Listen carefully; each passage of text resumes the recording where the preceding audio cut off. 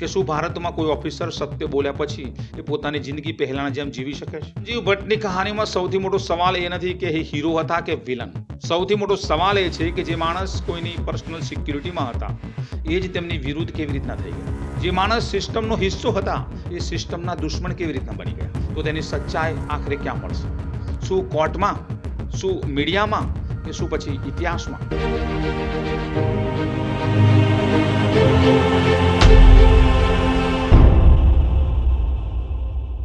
નમસ્કાર મિત્રો, તમારું સ્વાગત છે ધ ટ્રેન્ડિંગ ટોકના ગુજરાતી પ્લેલિસ્ટ ગુજરાત ડાર્ક ફાઇલમાં.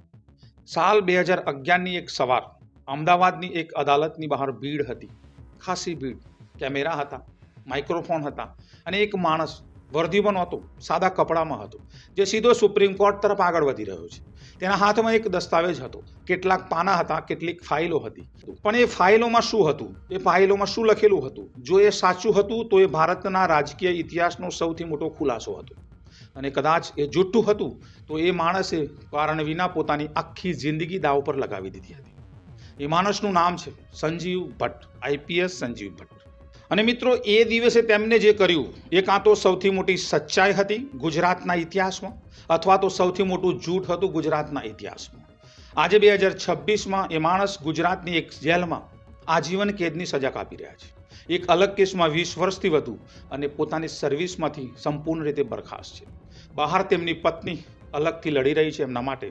તેમના બાળકો એ ઘરમાં મોટા થયા, જ્યાં દર દિવસે એક નવી અદાલતની તારીખ આવતી હતી. મિત્રો, આ કહાની એક ઓનેસ્ટ ઓફિસરની નથી. આ કહાની એક કરપ્ટ ઓફિસર વિશે પણ નથી. આ કહાની એ સિસ્ટમ વિશે છે જ્યાં બંને વચ્ચેની રેખા એટલી ધૂંધળી છે કે સત્ય શોધવું આખી જિંદગીનું કામ બની જશે. મિત્રો, 21 ડિસેમ્બર 1963 મુંબઈમાં એક બાળકનો જન્મ થાય છે. નામ હતું સંજીવ ભટ્ટ.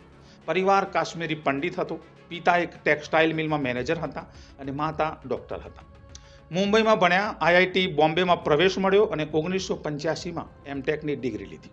મિત્રો, એ જમાનામાં આઈઆઈટીમાંથી નીકળવાનો મતલબ હતો મોટી મલ્ટીનેશનલ કંપનીમાં સારો પગાર, આરામની જિંદગી અને ખૂબ પૈસો. પરંતુ સંજીવ ભટ્ટે રસ્તો ના ચૂન્યો. તેમને રૂખ કર્યું સિવિલ સર્વિસ તરફ અને યુપીએસસીની તૈયારી દરમિયાન તેમની મુલાકાત થઈ શ્વેતા સાથે.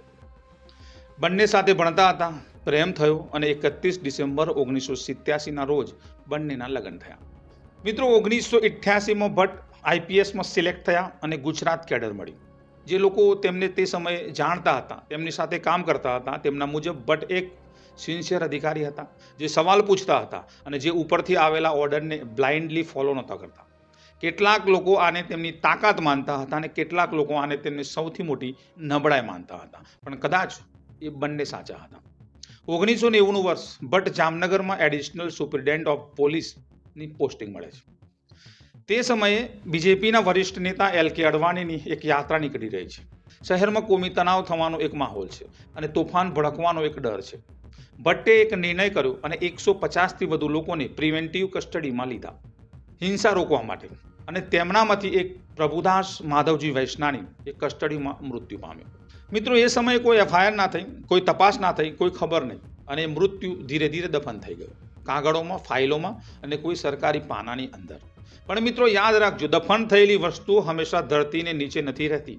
એ ફણગો ફૂટીને ક્યારેક ઉપર આવે છે. મિત્રો, અંતે ભટ્ટને એક નવી પોસ્ટિંગ મળે છે ગાંધીનગર, ગુજરાત સ્ટેટના ઇન્ટેલિજન્સ બ્યુરોના ડિપાર્ટમેન્ટમાં, ડેપ્યુટી કમિશનર ઓફ ઇન્ટેલિજન્સ. આ પોસ્ટિંગ મિત્રો નાની નહોતી.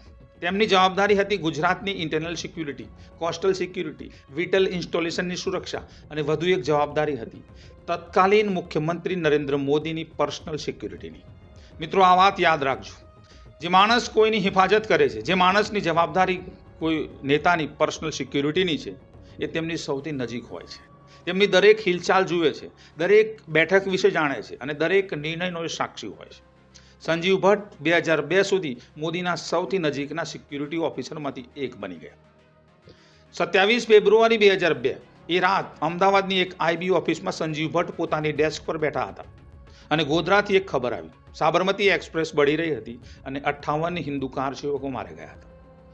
સંજીવ ભટ્ટને એ રાત ખબર નહોતી કે આગામી 24 કલાક તેમની આખી જિંદગી બદલી નાખશે અને ગુજરાતમાં આગ ફેલાઈ, તોફાનો શરૂ થયા, અઠવાડિયાઓ સુધી ચાલુ રહ્યા અને હજારો લોકો માર્યા ગયા.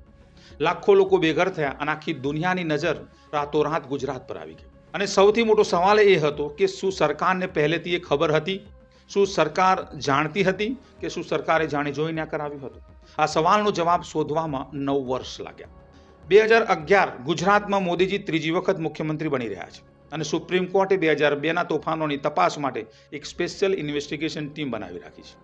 અને એ જ વર્ષે સંજીવ ભટ્ટ સામે આવે છે. એ સુપ્રીમ કોર્ટમાં એક સોગંદનામું દાખલ કરે છે. તેમાં લખ્યું હતું મિત્રો કે 27 ફેબ્રુઆરી 2002ની રાત ગોધરા ઘટના પછી થોડા કલાકો બાદ તત્કાલીન મુખ્યમંત્રી નરેન્દ્ર મોદીના ઘરે એક બેઠક થઈ. એ બેઠકમાં ટોચના પોલીસ અધિકારીઓ હતા અને એ બેઠકમાં મોદીએ કહ્યું કે હિન્દુઓને પોતાનો ગુસ્સો કાઢવા દો, પોલીસ દખલ ન કરે હિન્દુઓના ગુસ્સાની વચ્ચે. અને સંજીવ ભટ્ટે એ પણ કહ્યું કે હું એ બેઠકમાં હતો અને આ નિવેદને દેશભરમાં તોફાન મચાવી દીધું. વિપક્ષી પક્ષોએ આને હથિયારની જેમ ઉપયોગ કર્યો. મીડિયાએ ફ્રન્ટ પેજ પર છાપ્યું અને હ્યુમન રાઇટ ઓર્ગેનાઇઝેશને હો હલ્લા કર્યો. અને મિત્રો, જ્યારે એસઆઈટીએ તપાસ કરી તો તસવીર અલગ હતી. એસઆઈટીએ જોયું કે રાતની એ બેઠક એટેન્ડન્સ રેકોર્ડમાં સંજીવ ભટ્ટનું નામ નહોતું. જે અધિકારીઓ ઓફિશિયલી પ્રેઝન્ટ હતા એ બેઠકમાં, તેમાંથી કોઈએ ભટ્ટની હાજરી કન્ફર્મ ના કરી. સેલ ડિટેલ રેકોર્ડ અંતે કાઢવામાં આવ્યા અને એ રાત ગાંધીનગર નહીં પણ અમદાવાદમાં હતા સંજીવ ભટ્ટ, એમના રેકોર્ડ પ્રમાણે. અને અંતે એસઆઈટીનું કન્ક્લુઝન હતું કે ભટ્ટનો દાવો સાબિત થતો નથી અને 2022માં સુપ્રીમ કોર્ટે એસઆઈટીની આ ક્લોઝર રિપોર્ટને ફાઇનલ કન્ફર્મ કરી અને મોદીને ક્લીન ચીટ મળી. સંજીવ ભટ્ટ અચાનક એકલા થઈ ગયા ગુજરાત.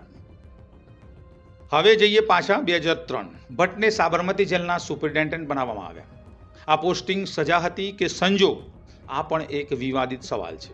પણ એ જેલમાં કંઈક એવું થયું જે આખી કહાનીનો સૌથી અણદેખ્યું ચેપ્ટર છે. એ જ વર્ષે માર્ચ 2003માં ગુજરાતના પૂર્વ ગૃહપ્રધાન હરેન પંડ્યાની અમદાવાદના લો ગાર્ડનમાં ગોળી મારીને હત્યા કરવામાં આવી. અને એક એવી હત્યા જે આજે પણ ઓફિશિયલી અનસોલ્વ છે. સાબરમતી જેલમાં એ સમયે બંધ હતો અસગર અલી, હરેન પંડ્યાના મર્ડર કેસનો એક આરોપી. ભટ્ટે બાદમાં દાવો કર્યો કે અસગર અલીએ તેમની જેલની અંદર જણાવ્યું હતું કે હરેન પંડ્યાની હત્યા તુલસીરામ પ્રજાપતિએ કરાવી છે, જે પોતે 2006માં એક ઇલીગલ ફેક્ટ એકાઉન્ટમાં માર્યો ગયો. સંજીવ ભટ્ટે દાવો કર્યો કે તેમને આ જાણકારી તત્કાલીન ગૃહપ્રધાન અમિત શાહને જણાવી હતી. એમના મત મુજબ અમિત શાહે જણાવ્યું કે આ સાથે જોડાયેલા તમામ ડોક્યુમેન્ટને નષ્ટ કરી દો. આવો દાવો સંજીવ ભટ્ટે કર્યો. આ એક એલિગન્સ છે. ભટ્ટનું એક તરફી નિવેદન છે. અમિત શાહે આ આરોપોને હંમેશા માટે ભગાવ્યા છે. કોઈ કોર્ટે આ એલિગન્સ પર કોઈ ફાઇન્ડિંગ આપી નથી. પણ એક વાત મિત્રો સ્પષ્ટ છે અને હકીકત છે. અંતે ભટ્ટને સુપરિન્ટેન્ડન્ટ પોસ્ટમાંથી હટાવી દેવામાં આવ્યા. અને જ્યારે તેમને હટાવવામાં આવ્યા તો જેલના 4000થી વધુ કેદીઓએ તેમના સમર્થનમાં સ્ટ્રાઇક કરી. અને આ એક સ્ટ્રાઇક જેલના એક સુપરિન્ટેન્ડન્ટ માટે અસાધારણ વાત હતી. આવી વાત ગુજરાતમાં ક્યારેય નહોતી થઈ. 2011થી 2015 આ એ સમય હતો જે કોઈ પણ ઇન્સાનને તોડી નાખે છે, જે કોઈ પણ ઓફિસરને તોડી નાખે. વિચારો, એક માણસ દરરોજ સવારે ઉઠે છે, વર્ધી છે, બેજ છે, આઈપીએસ ઓફિસરનો દરજ્જો છે, પણ કોઈ કામ નથી. પોસ્ટિંગ મળે છે, જોઈન કરતા નથી, કરવા દેવામાં આવતા નથી, અથવા પોતે જતા નથી. આ પણ એક વિવાદિત સવાલ છે. ઘરમાં બાળકો છે, પત્ની છે, બહાર કેમેરા છે અને સિસ્ટમ બહાર ઊભી છે, જે ધીરે ધીરે, ખૂબ ધીરે ધીરે તેમને તોડી રહ્યું છે. આ દરમિયાન સંજીવ ભટ્ટ સોશિયલ મીડિયા પર અવાજ ઉઠાવે છે. વિપક્ષી નેતાઓ સાથે મળ્યા, એનજીઓ સાથે કામ કર્યું અને આર્ટિકલ્સ લખ્યા. અને અહીં જ સુપ્રીમ કોર્ટે એક મહત્વની ટિપ્પણી પણ કરી. મિત્રો, કોર્ટે કહ્યું કે ભટ્ટ વિપક્ષી પોલિટિકલ પાર્ટીના નેતાઓ સાથે એક્ટિવ કોન્ટેક્ટમાં હતા, એનજીઓ દ્વારા ટ્રીટ કરવામાં આવતા હતા અને કોર્ટ પર પ્રેશર બનાવવાની કોશિશ કરી રહ્યા હતા. આ એક જજની ટિપ્પણી હતી, પણ આ એક ઓબ્ઝર્વેશને આ એ નેરેટિવને હલાવી દીધું કે જે ભટ્ટના સપોર્ટરે મોટી મહેનતથી બનાવ્યું હતું આખા ગુજરાતમાં. અને ઓગસ્ટ 2015 સંજીવ ભટ્ટને આઈપીએસમાંથી બરખાસ્ત કરવામાં આવ્યા. કારણ અનઓથોરાઇઝ એબ્સન્સ, 27 વર્ષની સર્વિસ અને એક ઝટકામાં બધું જ ખતમ. મિત્રો, અંતે શ્વેતા ભટ્ટ, સંજીવ ભટ્ટની પત્નીએ કહ્યું કે આ સરકારનો બદલો છે અને સરકારે કહ્યું કે આ નિયમોનું પાલન છે. સત્ય કોણ બોલ્યું હતું આનો જવાબ કોઈ પાસે નહોતું. અને પછી 2018માં એક ફાઇલ ખુલી, એક જૂની ફાઇલ, ઘણી જૂની, વર્ષો જૂની, 28 વર્ષ જૂની. એ ફાઇલ જે કોઈ સરકારી ખાનામાં બંધ હતી, એ ફાઇલ જે દફન થઈ ગયેલી હતી અને જેના વિશે કદાચ કેટલાક લોકોએ વિચાર્યું હતું કે હવે આ ફાઇલ ક્યારેય ખુલશે નહીં, પણ એ ખુલી. 1990નો Jamnagar custodial death case. Prabhudas Madhavji Vaishnani, જે હિરાસતમાં મૃત્યુ પામ્યા હતા, જેના પરિવારે 1999માં ગુજરાત હાઈકોર્ટમાં પિટિશન દાખલ કરી હતી અને જે કેસ ત્યારથી કોર્ટમાં બંધ હતો. સપ્ટેમ્બર 2018 સંજીવ ભટ્ટની ધરપકડ થઈ, પાલનપુર સબ જેલમાં મોકલવામાં આવ્યા અને જૂન 2019 જામનગર સેશન કોર્ટે ચુકાદો સંભળાવ્યો. સંજીવ ભટ્ટ દોષિત પાયા, સજા આજીવન કેદ. એક આઈપીએસ ઓફિસર જેને આઈઆઈટી બોમ્બેમાંથી અભ્યાસ કર્યો, જેને સુપ્રીમ કોર્ટમાં એક ચીફ મિનિસ્ટર પર આંગળી ચીંધી, આજ પોતે એક કન્વિક્ટેડ ક્રિમિનલ હતા. તેમના સપોર્ટર્સે એ કહ્યું કે આ ચુકાદો રાજકીય હતું, પણ કોર્ટનો ચુકાદો હોય છે. 2024માં ગુજરાત હાઈકોર્ટે આ કન્વિક્શનને અનહેલ કર્યું, આજીવન કેદ બરકરાર રાખી. વધુ એક કેસ હતો 1996નો બનાસકાંઠા ડ્રગ પ્લાન્ટિંગ કેસ. રાજસ્થાનના એક વકીલ સુમેરસિંહ રાજપુરોહિત ભટ્ટની પોલીસ ટીમે તેમના હોટલ રૂમમાં ડ્રગ પ્લાન્ટ કર્યાનો દાવો હતો અને એવું રાજસ્થાન પોલીસની તપાસમાં સામે આવ્યું. મકસદ હતો એક ડિસ્પ્યુટેડ પ્રોપર્ટી ટ્રાન્સફર કરવા માટે એક પ્રેશર બનાવવાનું હતું. 2024માં પાલનપુર સેશન કોર્ટે ચુકાદો સંભળાવ્યો, 20 વર્ષની સજા. સુપ્રીમ કોર્ટે બેલ આપવાની પણ ના પાડી. હવે એક પળ માટે અટકો અને વિચારો. એ પળ સંજીવ ભટ્ટની કહાનીમાં બે નેરેટિવ છે અને બંને સાચા સાથે હોઈ શકે, અથવા તો બેમાંથી એક ખોટું હોઈ શકે, યા તો બંને ખોટા હોઈ શકે. અને આ જ આ કેસની સૌથી અનકમ્ફર્ટેબલ વાત છે.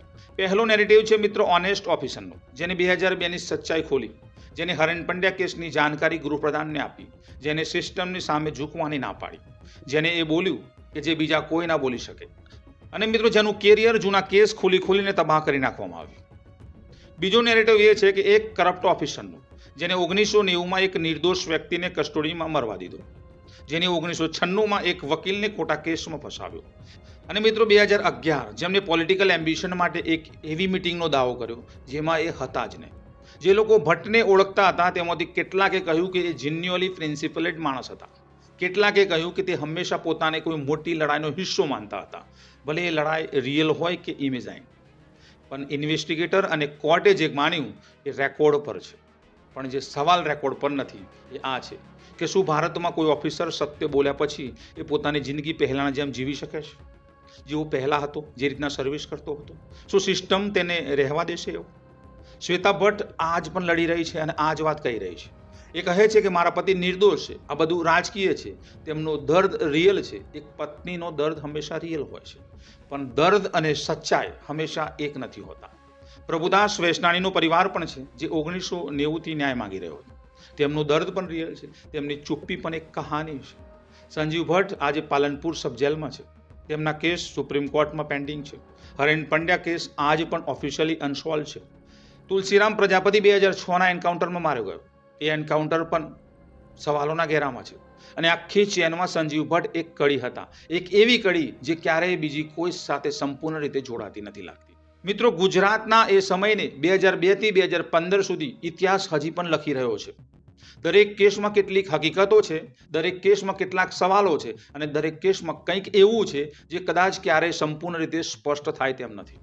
સંજીવ ભટ્ટની કહાનીમાં સૌથી મોટો સવાલ એ નથી કે એ હીરો હતા કે વિલન. સૌથી મોટો સવાલ એ છે કે જે માણસ કોઈની પર્સનલ સિક્યુરિટીમાં હતા એ જ તેમની વિરુદ્ધ કેવી રીતના થઈ ગયા. જે માણસ સિસ્ટમનો હિસ્સો હતા એ સિસ્ટમના દુશ્મન કેવી રીતના બની ગયા. અને જે માણસ સિસ્ટમની સામે સિસ્ટમની સાથે લડી રહ્યા હતા, ખુદ એ સિસ્ટમના સૌથી ખરાબ અપરાધોના દોષિત કેવી રીતના જોવા મળ્યા. તો તેની સચ્ચાઈ આખરે ક્યાં મળશે? શું કોર્ટમાં, શું મીડિયામાં, કે શું પછી ઇતિહાસમાં? અથવા તો એ સચ્ચાઈ હંમેશા માટે એ જેલમાં બંધ રહી જશે જ્યાં એ માણસ આજે એ જેલમાં છે. જો તમને લાગે છે કે આવા કેસ સામે આવવા જોઈએ, ખુલીને વાત થવી જોઈએ, જેને દબાવવામાં આવ્યા હોય, જેને ભૂલાવવામાં આવ્યા હોય, તો આ વિડીયોને લાઇક કરો, ચેનલને સબસ્ક્રાઇબ કરો અને એ લોકો સુધી શેર કરો જે સત્ય જાણવા માંગે છે. અને મિત્રો, આવી જ ક્રાઇમ સ્ટોરીઓ માટે મારી ચેનલ ધ ટ્રેન્ડિંગ ટોકને સબસ્ક્રાઇબ કરો. મિત્રો, મળીએ આગલા વિડીયોમાં નવા ટોપિક સાથે, નવી વાતો સાથે. ત્યાં સુધી તમે સેફ રહો, સલામત રહો. જય હિન્દ, જય ભારત, જય ગરીબ ગુજરાત.